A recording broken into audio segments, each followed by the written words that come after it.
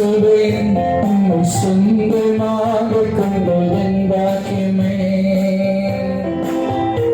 இதை விடவும் பெரிதான மேன்மை வேறும் சொல்லுங்கள். இயேசுவே, இயேசுவே உம்மை சொந்தமாக கொண்டதன் பாக்கியமே. இதை விடவும் பெரிதான மேன்மை வேறொன்றும் சிலர் சென்று இயேசுவே உம்மை சொந்தமாக கொண்டதன் பாக்கியமே. இதை விடவும் பெரிதான மேன்மை வேறொன்றும் அல்லவே.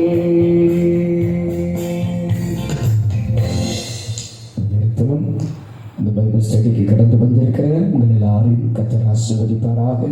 இதற்குரிய ஆசீர்வாதங்களை கர்த்தர் உங்களுக்கு கொடுப்பாராக. அங்கிள் அவர்கள் நம்மோடு கூட பைபிள் ஸ்டடியை நடத்துவார்கள்.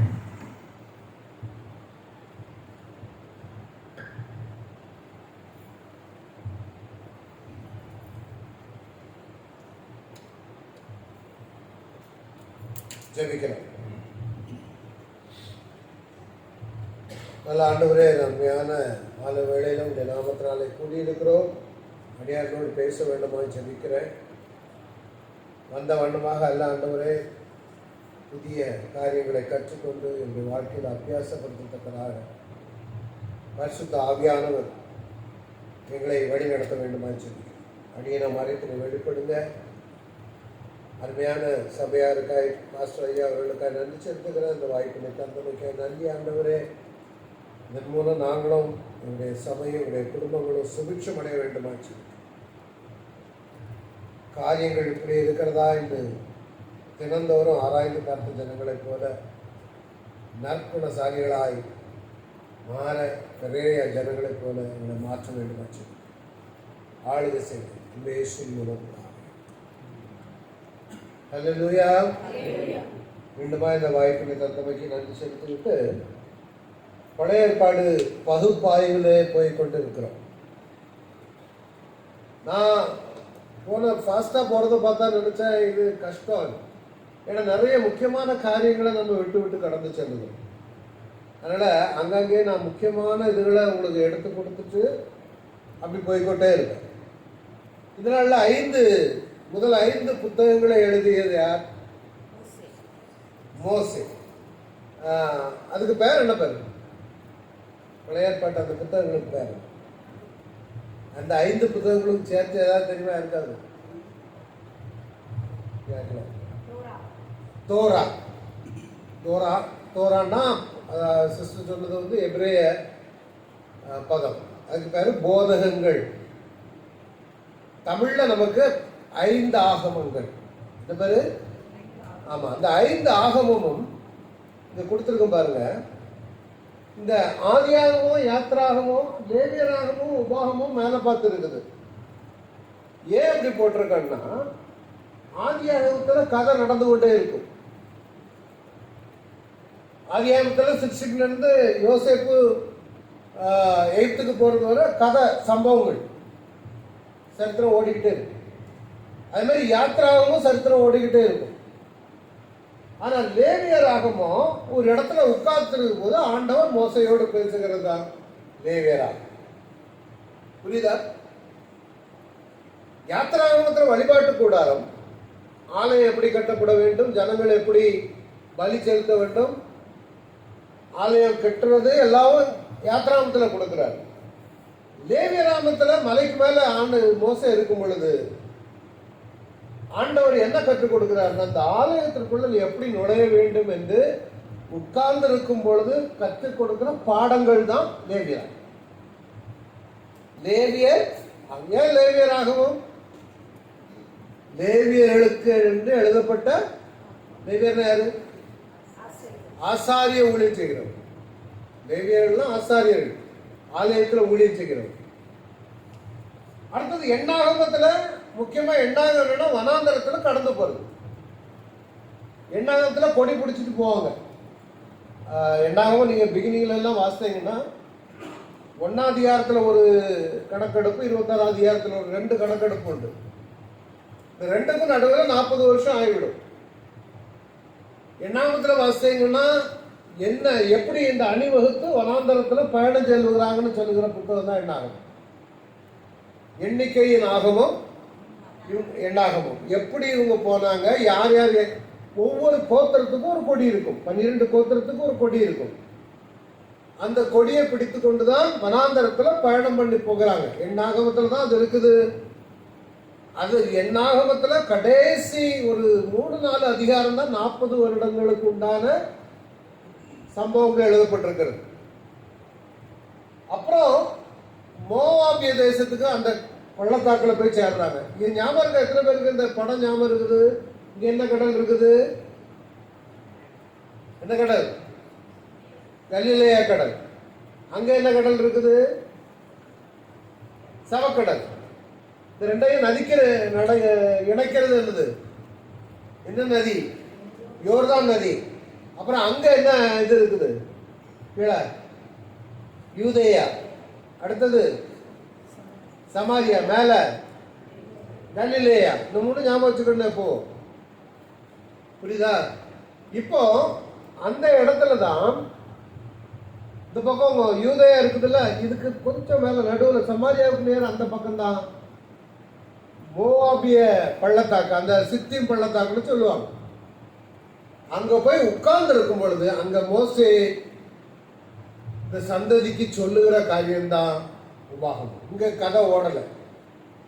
உட்கார்ந்து இருக்கும் போது பேசுகிறது தான் என்னது? உபாகமம். அதுக்கு பிறகு நீங்க பார்த்தீங்கன்னா மற்ற கதைகள்லாம் வரும். ஆதியாகம, அப்புறம் யோசுவா, நியாயாதிபதிகள், ரூத்துடைய சம்பவங்கள் எல்லாம் இருக்கு. இப்போ பழைய ஏற்பாட்டு 10 பகுதிகளாக பிடித்திருக்கோம். அப்படித்தானே? ஞாபகம் இருக்கா? என்னெல்லாம் சொல்லுவோம்? அங்கிருந்து சொல்லுங்க.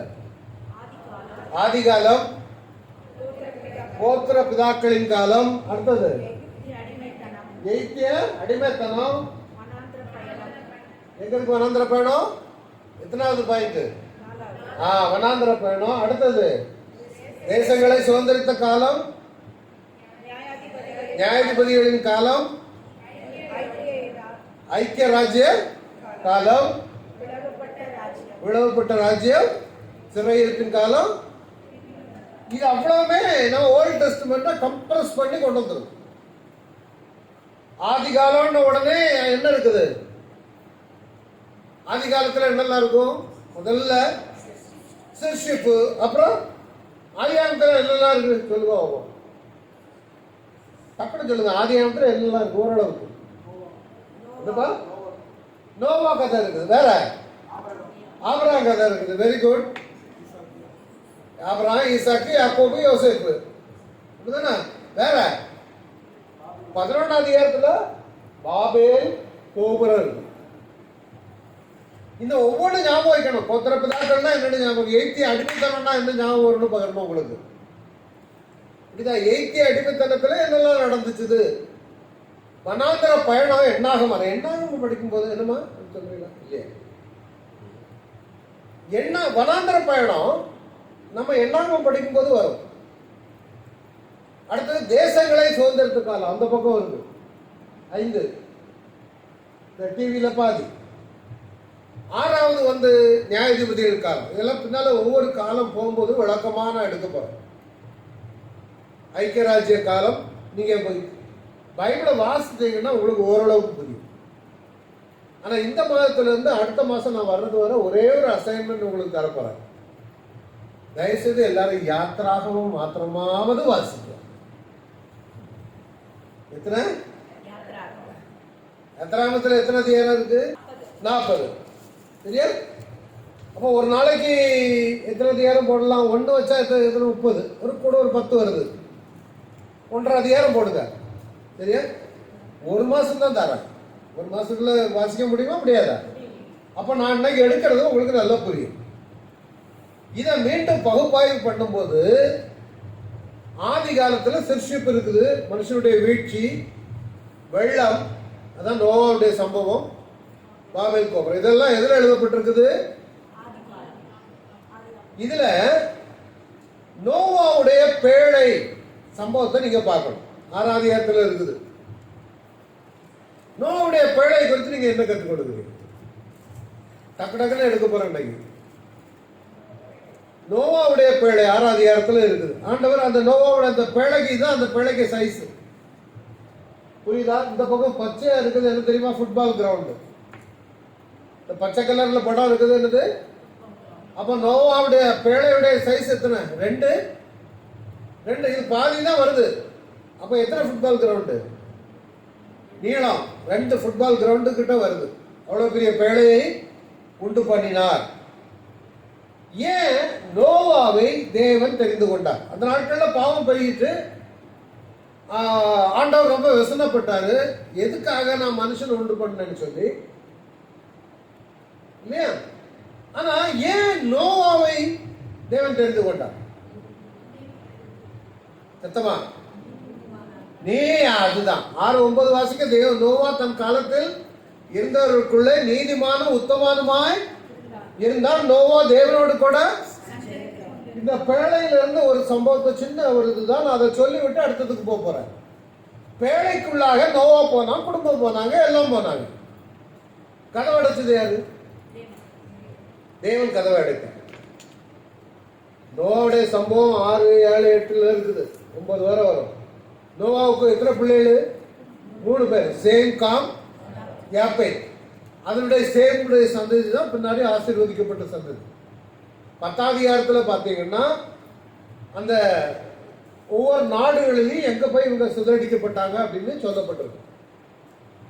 அப்போ நோவா தன் காலத்திற்குள்ள நீதிமானும் உத்தமனுமா இருந்தான். இப்போ உள்ளுக்கு போன உடனே கதவு அடைச்சது யாரு? தேவன் அடைச்சாரு. அப்ப அந்த பேழையுடைய வெளிப்பாகத்துக்கு பொறுப்பு யாரு? தேவன். உள்ள உள்ளதுக்கு யார் பொறுப்பு? நோவா. அதே மாதிரி தான் நாமும் கிறிஸ்து என்னும் பேழைக்குள்ளாக இருக்கிறோம். நல்ல ஞாபகம். கிறிஸ்து என்ற பேழை, நாம இந்த கிறிஸ்துங்கிற பேழைக்குள்ள தான் வாழ்ந்து கொண்டிருக்கோம். நம்ம ரட்சிக்கப்பட்டது உண்மைதான். நம்ம புறம்பை காக்க வேண்டியது என்னுடைய பொறுப்பு. உள்பக்கம் ஓட்டை எதுவும் வராம நோவா எப்படி பேழையை பார்த்தானோ அதே போல நம்முடைய வாழ்க்கையில நம்முடைய வாழ்க்கை மூழ்காதபடி பேழையை, கிறிஸ்து என்ற பேழையை காக்க வேண்டியது நம்முடைய பொறுப்பு. அல்லேலூயா. ஏசாயா 54 அதிகாரத்துல ஒரு வசனம் இருக்கு தெரியுமா? 9-10 வாசிங்க. ஏசாயா 54, 9-10. இது எனக்கு நோவாவின் காலத்தில் உண்டான வெள்ளம் போல் இருக்கும்.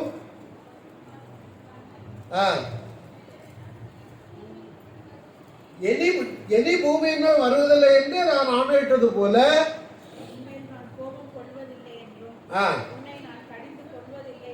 ஆணையிட்டேன். அடுத்த சொல்றாரு, மலைகள் விலகினாலும். நல்ல கவனிங்க. பேழைக்குள்ள போய் யார் இருக்கா? நோவாவும் குடும்பமும் உள்ள இருக்காங்க. கீழே மலைகள் இருக்குதா? பூமியில பேழை மிதக்குது, பேழை மிதந்துகிட்டே இருக்குது. கீழே மலைகள் இருக்குது. மலைகள் விலகினாலும் பர்வதங்கள் நிலை பெயர்ந்தாலும் என் கிருபை உன்னை விட்டு விலகாமலோ.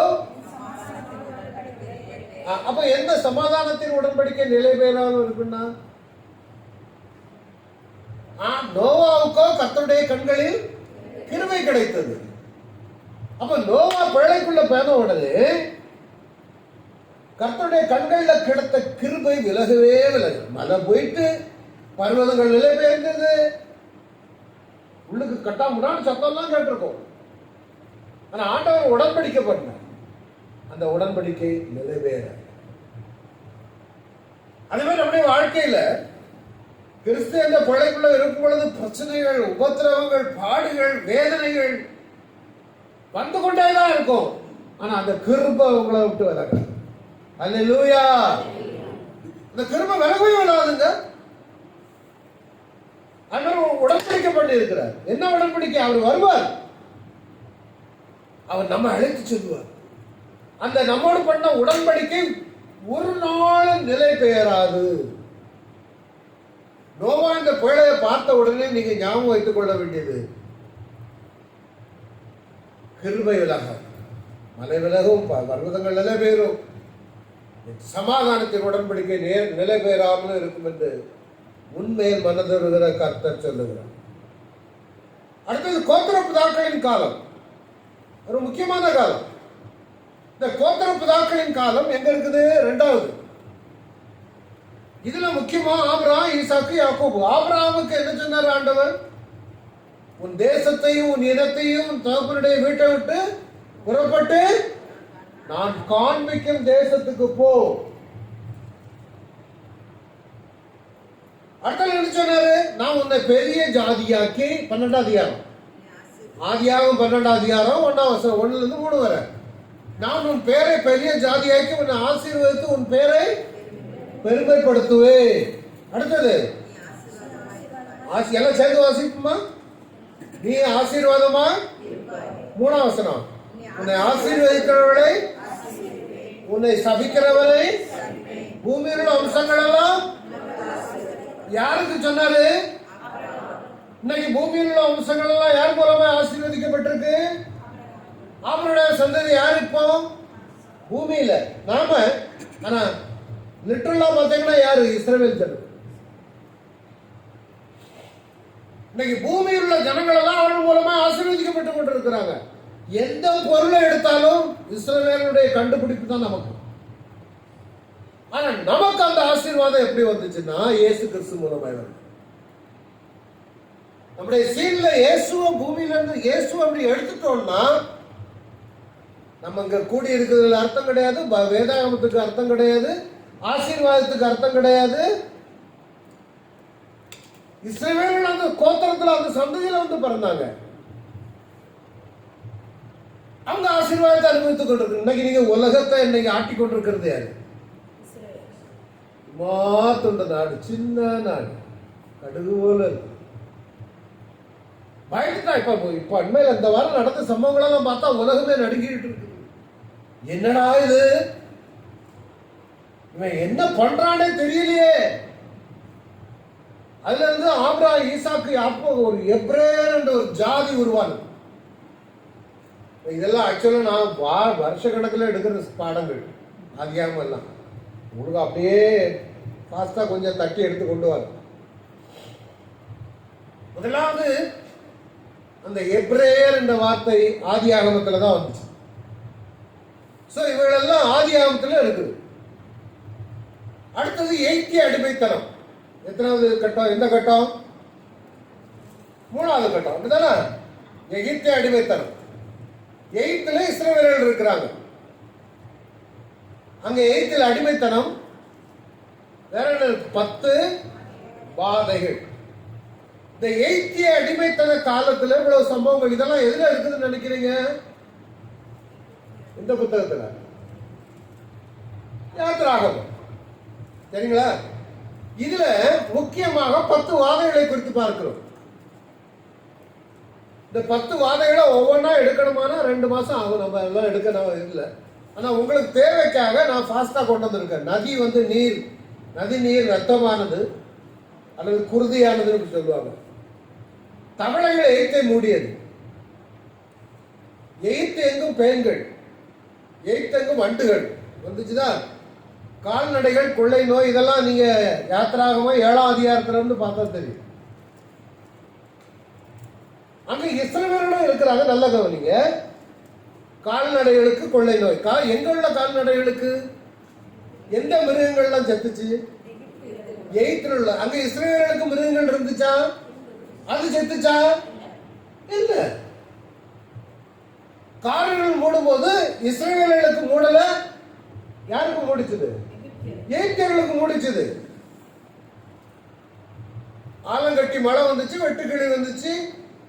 அதே மாதிரி இன்னைக்கு உலகத்துல என்ன நடக்குது தெரியுமா? லெபனானுங்க நாட்டுல ஹெஸ்புல்லான்னு ஒரு குரூப் இஸ்ரவேல் எல்லாம் அடிக்கிறான். தீவிரவாதிகள் ஹமாஸ், ஹெஸ்புல்லா, ஹூத்திஸ், அப்படி கொஞ்சம் அந்த குரூப் இருக்கிறாங்க. ஆனா பேஜர் எல்லா வீட்லயும் வெடிக்குது. வெடிச்சா எத்தனை பேருக்கு தெரியும் இந்த வாரத்தில் நடந்த சம்பவம்? இல்லையா? யார் பேஜர் வெடிச்சது?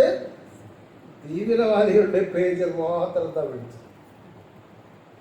குழம்புறான் உலகம். இஸ்ரவேலு அது பேஜர் ஆர்டர் பண்ணும்போது உள்ளுக்கு பாம்பு வச்சுட்டான்.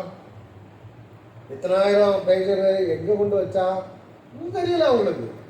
எப்படி வெடிக்க வச்சு இது ஆண்டவர் செய்கிற யுத்தங்க. ஏன் தெரியுமா? எதுக்காக இப்படி எல்லாம் யுத்தம் பண்ண வைக்கிறது? எதுக்கு இஸ்ரவேல் தேசம் உருவாகி கொண்டிருக்கிறது? அவருடைய எங்க வரணும்? அவரு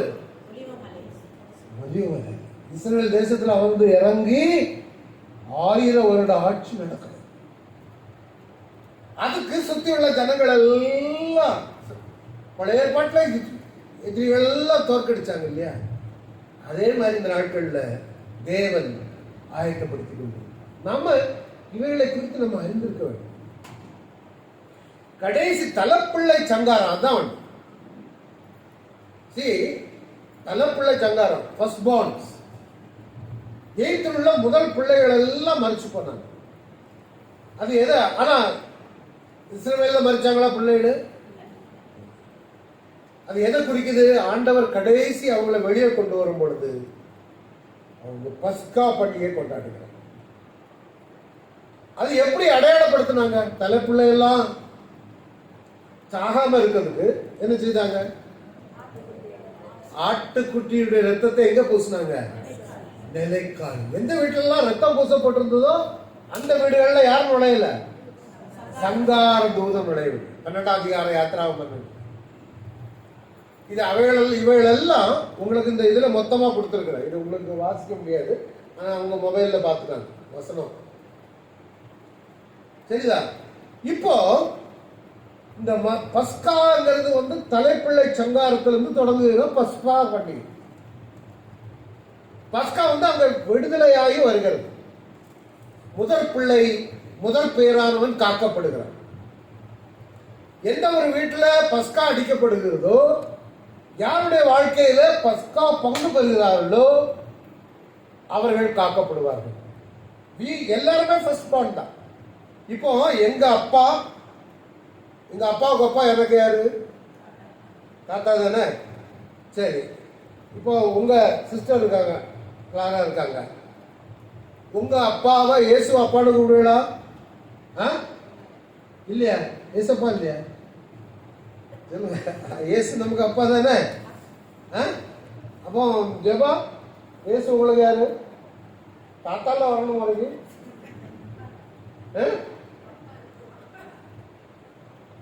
ஏன் தாத்தா இல்ல?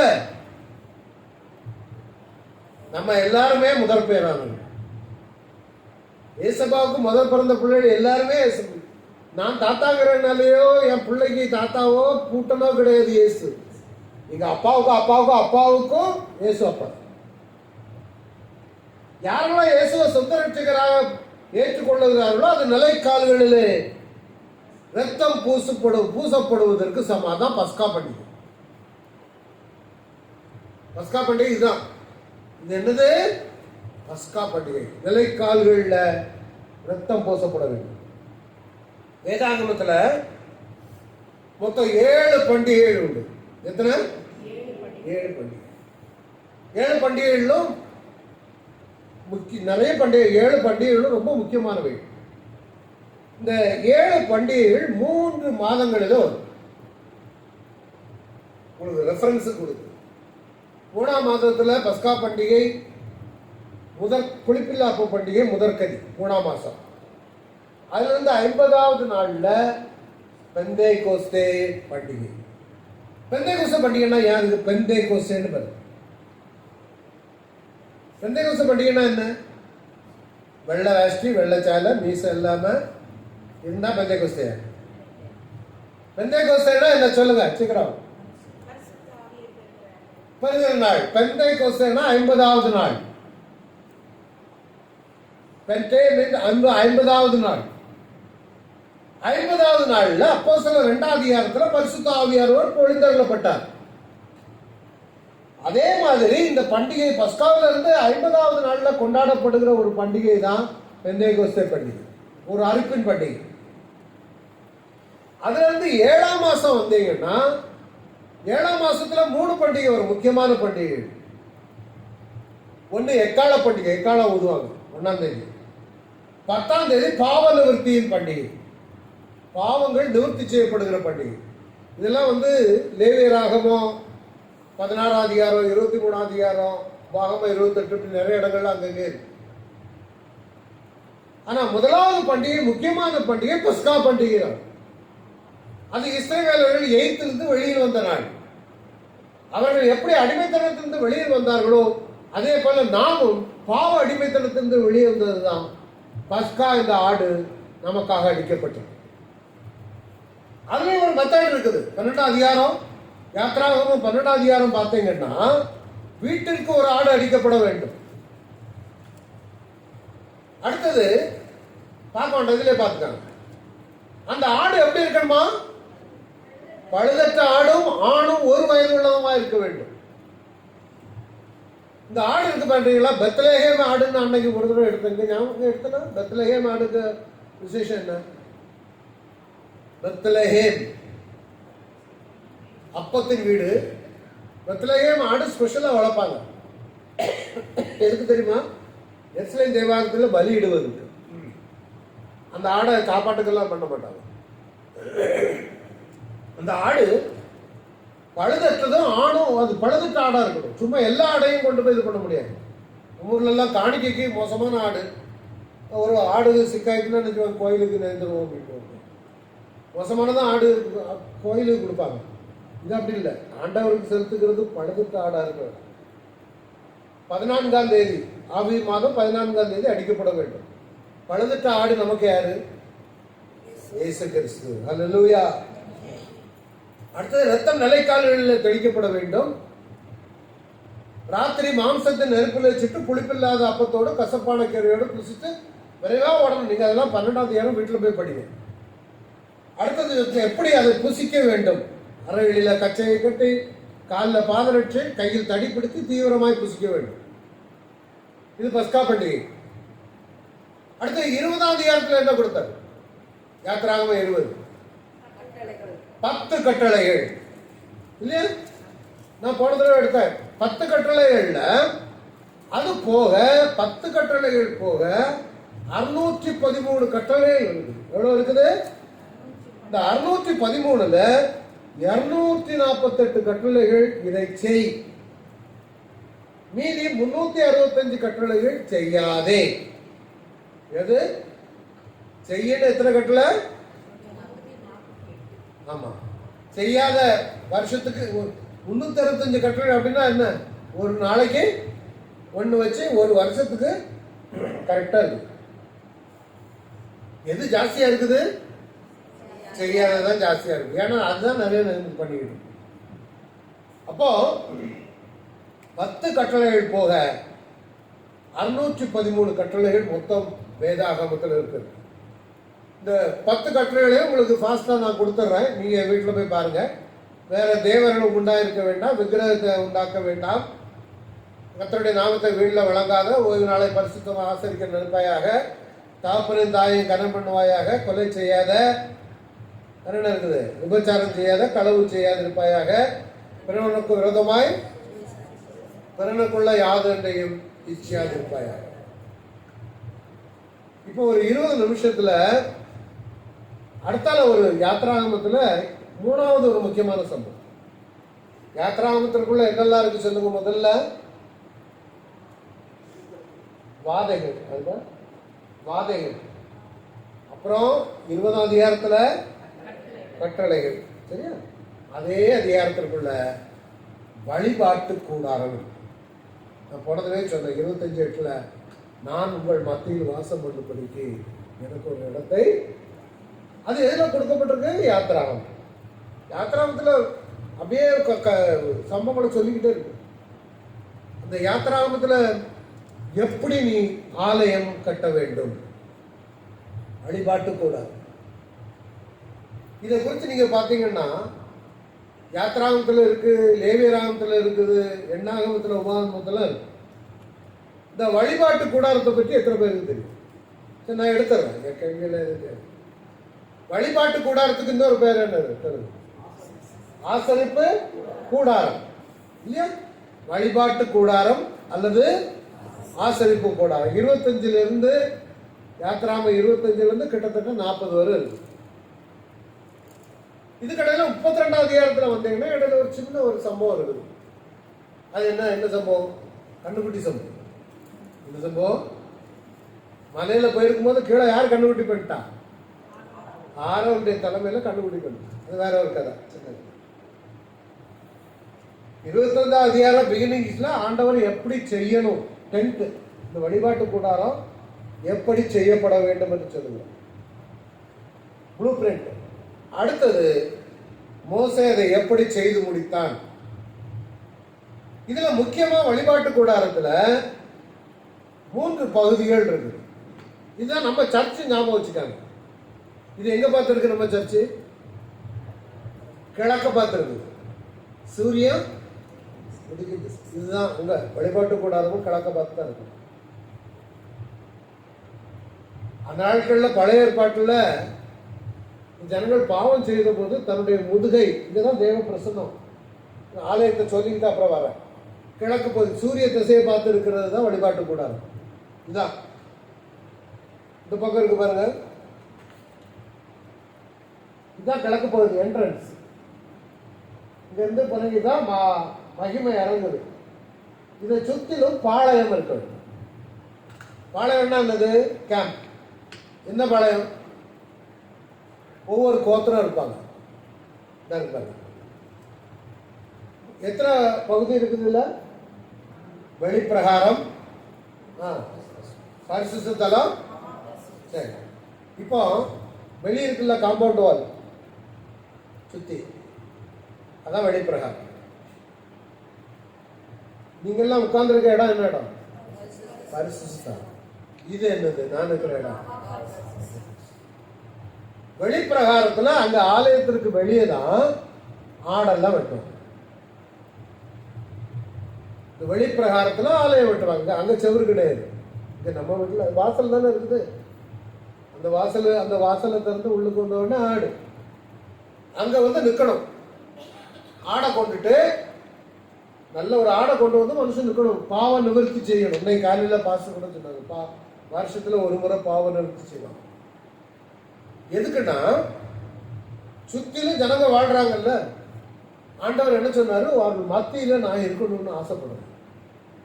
அப்ப அவங்க சுத்தி உள்ள ஜனங்களும் இஷ்டம் போல வாழ்ந்திருப்பான், பாவம் செய்திருப்பான், அக்கிரமம் செய்திருப்பான்ல. அதனால ஆண்டவர் ஒரு பலிகளை கொண்டு வந்தார். நீ என்னோட உறவு வைத்துக் கொள்ள வேண்டும், நான் உங்க மத்தியில இருக்கணும், அப்ப நீங்க தப்பு செய்ய மாட்டீங்க. அதுதான் நம்ம ஊர்கள்லாம் கோயில்ல கடவுளை எங்கொண்டு, சாமி கோயில எங்கொண்டு இருக்காங்க? எல்கையில, ஊருக்கு வெளியே தான் இருப்பாங்க. எல்லை அம்மன் கோயில்பாங்க. அப்படிதானே? ஏன்? அந்த ஊரை காக்கிறது அந்த தெய்வம் அப்படின்னு. ஆனா நம்முடைய தெய்வம் அப்படி இல்லை. நான் அவங்க மத்தியில வாசம் பண்ண விரும்புகிறேன். எதுக்குன்னா இந்த சுத்தி இருக்கிறாங்க பாருங்க ஜனங்க, அவங்க எல்லாம் அங்க வந்து ஆடு மாடு எல்லாம் கொண்டு வந்து பலி செலுத்தி தங்களை பரிசுத்தம் பண்ணிக் கொள்வது. அல்லேலூயா. நமக்கு எதுக்கு சர்ச்சை கொடுத்துருக்குது? இதுதான். சர்ச்சைக்கு வராதவங்கள பாருங்க, அவங்க ஒரு மாதிரி அண்ணன் இல்லாம குளிர் இல்லாம தான் இருப்பாங்க. யாரெல்லாம் ஆலயத்திற்கு வாஞ்சியாக ஓடி வர்றாங்களோ அவங்க வாழ்க்கையே வேற தாங்க, அவங்களுடைய சந்ததியே வேற. நீங்க தேவனுடைய சமூகத்தில் செலவிடுகிற ஒவ்வொரு நிமிடமும் கர்த்தரை ஆசீர்வதிக்கிறவராக இருக்காங்க. ஸோ அந்த வெளிப்பிரகாரம் இப்படிதான் இருக்கும். இந்த இன்னும் கொஞ்சம் சுருக்கமா போட்டோம்னா இதான். இந்த சுத்தி உள்ள கோத்திரங்கள்ட்ட 12 கோத்திர பேர் கொடுத்துருக்கேன். இதெல்லாம் உங்களுடைய இதை நான் எடுக்க போறது இல்லை. அதனால வெளிப்பிரகாரம், பரிசுத்த தலம், மகா பரிசுத்தம். இந்த தேவாலயம் எதுக்குன்னா பாவ நிவர்த்தி செய்யப்படும். நான் இந்த வருஷம் பாவம் செய்திருப்பேன்னு வைங்களேன், அப்ப நான் என்ன செய்யணும்? ஒரு ஆடை கொண்டு போய் கிழக்கு பகுதியில், இந்த என்ட்ரன்ஸ்ல வெளிப்பிரகாரம் இருக்காங்க, அந்த இடத்துல கொண்டு போய் ஆட்டுக்கு தலையில கையை வைக்கணும். வைத்து என்னுடைய பாவங்கள் எல்லாம் அறிக்கையிட்டு நான் பாவங்களை அறிக்கையிட்டதும் ஆசாரியர் என்ன பண்ணுவாரு? இந்த ஆடை வெட்டி இந்த ரத்தத்தை எடுத்து கொண்டு போய் உள்ளுக்கு நேர மகா பரிசுத்த ஸ்தலம் இருக்கு பாருங்க, அங்க போய் தெளிக்க வேண்டும். அப்போ தெளிக்கும் பொழுது என்னுடைய பாவங்கள் என்ன செய்யப்படும்? நிவர்த்தி செய்யும். பாவ நிவர்த்தி. அப்ப அங்க இருந்து போகும்போது ரெண்டாவது ஜனங்கள்லாம் வெளியே காத்துக்கிட்டு இருப்பாங்க. ஐயா தான் ஆசாரியர்னு வைங்களேன், அவர் உள்ளுக்கு போயிருக்காருன்னா இவர் வெளியே வர்றது வர வெளியே ஜனங்க காத்துக்கிட்டு இருப்பாங்க. ஏன் காத்துக்கிட்டு இருப்பாங்க சொல்லுங்க? சந்தேகம், வருவாரோ வரமாட்டாரோ, இவர் தப்பு ஏதாவது பண்ணியிருந்தாருன்னா வரமாட்டார். ஒரு கயிறு கட்டியிருப்பாங்க, இந்த பெல்லு சத்தம் வர காட்டிக்கிட்டே இருக்கும். ஏது மாதுளம் பெல்லெல்லாம் இருக்கும். நம்ம ஊர் கோயில் கொடைகள்ல சாமிகளை பார்த்துருக்கீங்களா? கலர் ட்ரெஸ் எல்லாம் போட்டு கீழே பெல்லெல்லாம் இருக்கும். இதெல்லாம் இங்கிருந்து வந்ததுதான் ஒரு ஏற்பாட்டுல. ஆசாரியர் உள்ளுக்கு போகும்போது அந்த பெல் அடிச்சுக்கிட்டே இருக்கும், சத்தம் கேட்கும் வெளியே. இவர் போயிட்டு திருப்பி வரணும். அவர் வந்துட்டாருன்னா சந்தோஷத்தோ, அப்போ சோத்திரம், ஐயா வந்துட்டாரு, என் பாவம் நிவர்த்தி செய்யப்படும். அதனால நான் திருப்பி போவேன் வீட்டுக்கு. போற வழியில வேற ஒரு ஃப்ரெண்டு வர்றாரு, அருண் வர்றாரு. அங்கிள் வாங்க நம்ம ஜாலியாக வெளியே போவோம். என்ன பேருக்கு சொல்ற அருண் வந்தா நல்ல பிள்ளை இல்லை அங்கிள், கொஞ்சம் நிக்கர் இருக்கு சாப்பிடும் கரெக்ட், சாரி விளையாட்டு. அதனால நான் சொல்றேன், இல்லப்பா இப்பதான் பாவ நிவர்த்தி முடிச்சுட்டு வந்திருக்கேன். பரவாயில்ல அங்கிள், அடுத்த வருஷம் ஆடு கொண்டுல, அடுத்த வருஷம் ஆடை வெட்டிடுவோம். அப்படியா? சரி. அதனால நாங்கள் என்ன செய்வோம், ரெண்டு பேரும் ஜாலியா இந்த வருஷம் முடிஞ்சு திருப்பி அடுத்த வருஷம் என்ன செய்வோம், அங்கிள் வாங்க ஆடை வெட்டி தந்துடும். இப்படி ஜனங்கள் வருஷந்தோறும் செய்துகிட்டு இருந்தான். இதுதான் அதனுடைய படங்கள் பார்த்தீங்கன்னா இப்படிதான் இருக்கும். என்னெல்லாம் இருக்குது?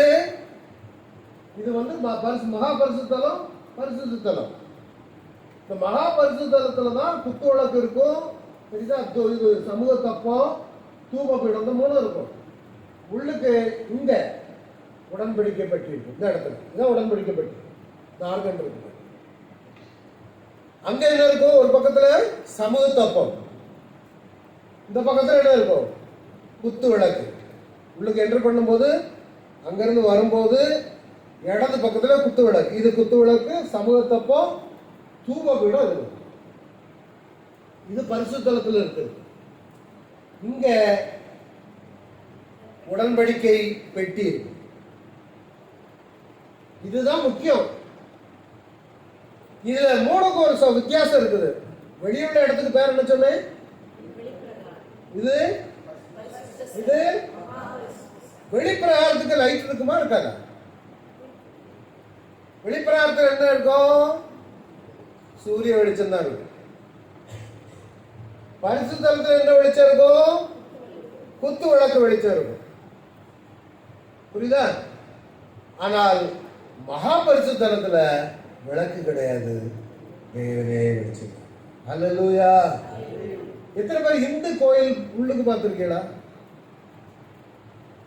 அக்ராஹரம்னு ஒரு கோயில் இது இருக்கும் சில இடங்கள்ல. அந்த கோயில்களுக்குள்ள போனீங்கன்னா, எங்க ஊர் திருக்குறங்குடியில ஒரு கோயில் உண்டு, நான் போயிருக்கேன். உள்ளுக்கு இதே பேட்டர்ன்ல கிட்டத்தட்ட இருக்கும். உள்ளுக்கு இந்த மாதிரி வந்து பார்த்தீங்கன்னா ஒரு ரூம் இருக்கும். அந்த ரூமுக்கு பேரு மூலஸ்தனம். அதை உள்ளுக்கு அப்படி ஹோல் இருக்கும், அது வழியா உள்ளுக்கு பார்த்தா இருட்டா இருக்கும். ஆனா அவங்களுக்கு தெரியாது ஏன் வச்சிருக்கோன்னு தெரியும். இதே இதெல்லாம் காப்பி பண்ணி இந்து மதங்களுக்குள்ள பயன்படுத்துகிறாங்க. அப்போ வெளியே ஒரு மனுஷன் நிற்கிறான்னா அவன் சூரிய வெளிச்சத்துல அவன் ரட்சிக்கப்படாதவன். ஆடு எங்க வெட்டப்படுது? அந்த படம் இருக்கான்னு தெரியல. சரி, இந்த படம் வெளியே இந்த இதான் தகவல். இங்கதான் ஆடு வெட்டப்படும், வெளியே வெட்டப்படும். அங்க வெட்டி உள்ளுக்கு வந்து அங்க ரட்சிக்கப்பட்டு பரிசுத்தலத்துல வந்து இந்த பக்கம் என்ன இருக்குன்னா குத்து விளக்கு, பரிசுத்தாவினால் நிரப்பப்பட்டு அங்க என்ன இருக்கு? வசனம், சமூகத்தை பத்து பேச்சு வசனம் வாசிச்சு தேவனை துதிக்கும் பொழுது நீ மகா பரிசுத்தலத்திற்குள் நுழைவாய். அல்லேலூயா. புரியுதா?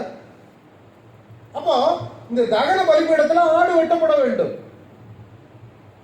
அங்க நீ வெட்டப்பட்டு தலையில ஆட்டுக்கு மேல தலையை வச்சு வெட்டின உடனே ஆட்டுக்கு நம்முடைய வாழ்க்கையில என்ன நடக்கு தெரியுமா? வருஷந்தோறும் ஆடு இருக்கு பார்த்துக்கலாங்கிறதுனால தான் இயேசு உலகத்தின் பாவத்தை சுமந்து தெரியும் தெய்வாட்டுக்கு கேட்கணும். இப்ப நாம என்ன செய்கிறோம்? ஆடுக்கு பதிலாக தேவ ஆட்டுக்குட்டிக்கு மேல கையை வைத்து நம்முடைய பாவங்களை அறிக்கை எடுத்து ஆண்டவரே நீ மரித்தீர் என்று சொல்லும் பொழுது அங்கே அவர் பலி செலுத்தப்படுது. அல்லேலூயா. வருஷந்தோறும் பண்ண முடியாது, அது டெய்லி பண்ண முடியாது, ஒரு தடவை தான். அடுத்த என்ன செய்யணும்? செத்த சரீரத்தை என்ன செய்யணும்? செத்த சரீரத்தை என்ன பண்ணுவாங்க? அடக்கம் பண்ணுவாங்க. அந்த அடக்கம் தான் ஞானஸ்நானம். அதான் தண்ணீர் தொட்டி. இது எங்க இருக்குது? வெளியே தான் இருக்கு. இவ்வளவு நேரம் எந்த வெளிச்சத்துல இருக்க? சூரிய வெளிச்சத்தில் இருக்க. ஞானஸ்நானம் எடுத்து நீ உள்ளுக்கு வரும் பொழுது பரிசுத்த ஆவியினால் நிரப்பப்படுவார். குத்து விளக்கு. புரியுதா? ஆவியினால் நிரப்பப்படுகிறோம். அதுக்கு தான் பரிசுத்த ஆவியின் அபிஷேகம் வேணுங்கிறது. அடுத்தது தூபபீடம். அதுல இருக்குது. நம்ம தேவனை மகிமைப்படுத்தும் பொழுது அவருடைய இதுல நாசியிலே சுகந்த வாசனையாய் போயிட்டு இவங்க அதான் செய்யணும். குந்திரிக்க கொண்டு போடுவாங்க. இன்னொரு பக்கம் வந்து சமூக தப்பத்து மேஜை. அது எதை குறிக்கிறது? வேத வாசனைகளை குறிக்கிறது.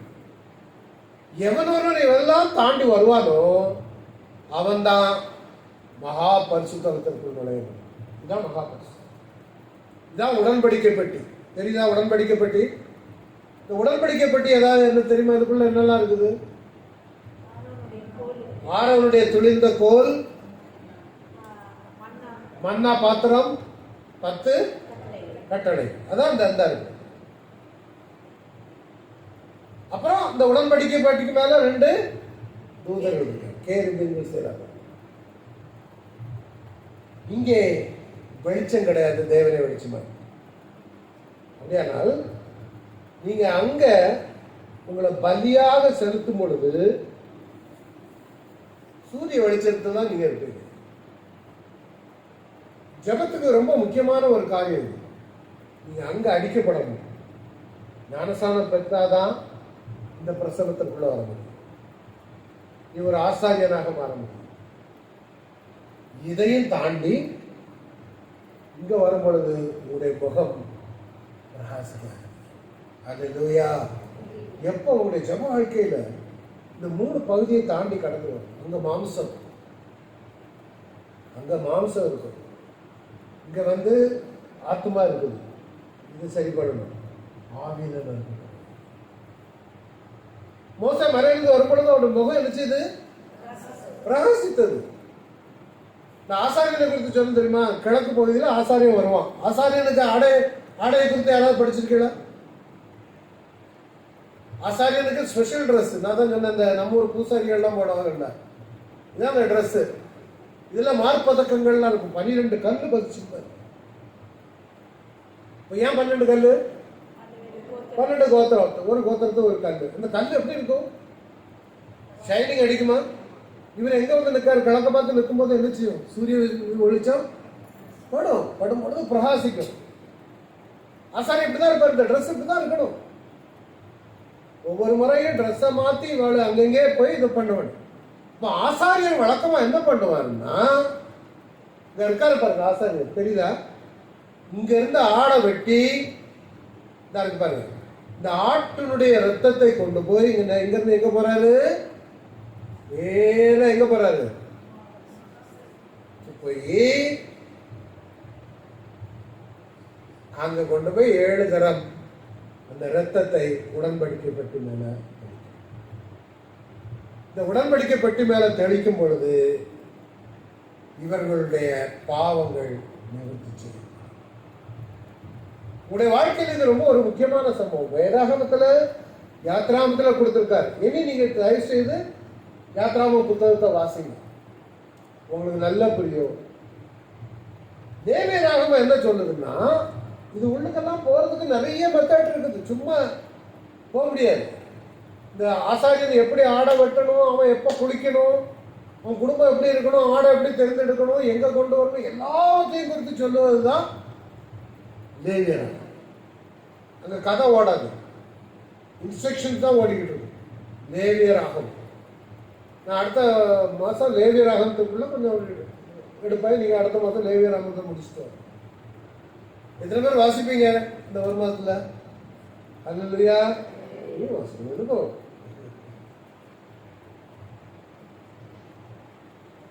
ரொம்ப முக்கியமானது இது, உங்களுடைய ஜெபத்துக்கு ரொம்ப முக்கியமானது. நீங்க மகா பரிசுத்த தலத்திற்குள்ள தினம் நுழையணும். மாம்சத்திலிருந்து விடுபட்டு உள்ளுக்காக வந்து சிலுவையில் அறையப்பட்டு வசனங்களை வாசிச்சு தேவனை துதிச்சுக்கிட்டே கொஞ்சம் நேரம் ஆகும். சிலவங்களுக்கு ஜபம் ஓடாது. ஏன் ஓடாது? கொஞ்ச நேரம் அல்லேலூயா ஸ்தோத்திரம், அல்லேலூயா ஸ்தோத்திரம், அல்லேலூயா ஸ்தோத்திரம், ஸ்தோத்திரம் ஸ்தோத்திரம் ஸ்தோத்திரம் ஸ்தோத்திரம் ஸ்தோத்திரம் ஸ்தோத்திரம் ஸ்தோத்திரம் ஸ்தோத்திரம் வசனங்களை பயன்படுத்து.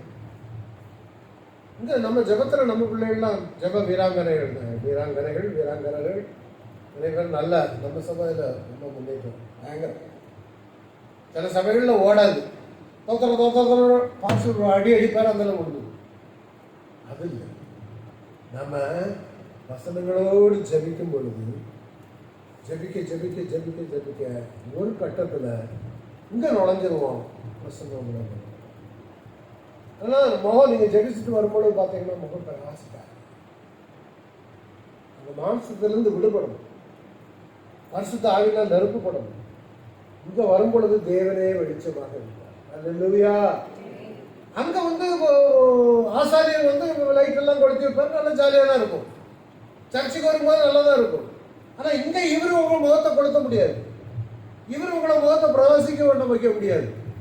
உங்க டெடிகேஷன் இல்லாம முகம் பிரகாசம் ஆகாது. உங்களை அர்ப்பணிக்காம நீங்க மகிமையினால் நிரப்பப்பட முடியாது. மகா பரிசுத்த தலத்திற்குள்ளே என்னை அழைத்துக் கொள்ளணும்னு ஒரு பாட்டு. அது யாரு? ஆவியான மோசே அப்படிதான் தேவனுடைய பிரசன்னத்திலிருந்து இறங்கி வந்த பொழுது ஜனங்களால பார்க்க முடியல, முகம் மகிமையா இருந்துச்சு. அப்புறம் எல்லாரும் சொல்லிட்டாங்க, வேண்டாம் நீ முக்காட போட்டுக்கொண்டு போய் ரொம்ப பிரகாசமா இருக்குது. அதே மாதிரிதான் நம்முடைய முகங்களும் பிரகாசிக்கும். அல்லேலூயா. சோ இதுதான் அந்த வழிபாட்டு கூடாரம், அந்த யாத்ராகமத்துல கொடுக்கப்பட்டிருக்கிற சம்பவங்கள். புரியுதா? இது உங்களுக்கு நான் படங்களை அனுப்பி தர்றேன். அடுத்தது தேசங்களை சுதந்திரித்த காலம். அது நம்ம அடுத்த மாசத்திற்குள்ளாக போலாம், எப்படி அவங்க தேசங்களை சுதந்திரித்தாங்க.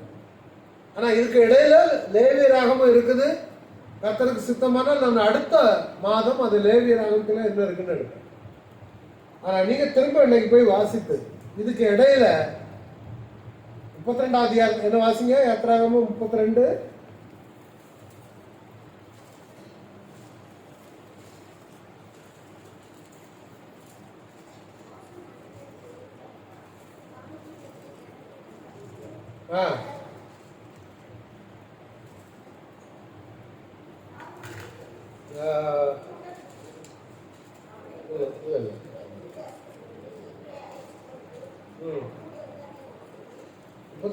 அந்த கண்டுபிடி பண்ணாங்களா?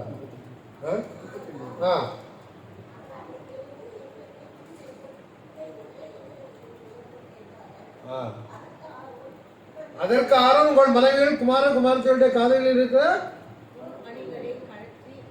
இது என்னது? இடையில கண்ணுக்குட்டி. மேல அங்க யார் இருக்கா? மலையில மோசே. அங்க இருந்து ஆண்டவர் எல்லாம் பிரமாணங்கள்லாம் கொடுத்துக்கிட்டு இருக்காரு. கீழே என்ன வேலை நடக்குது? கண்டுக்குட்டியா.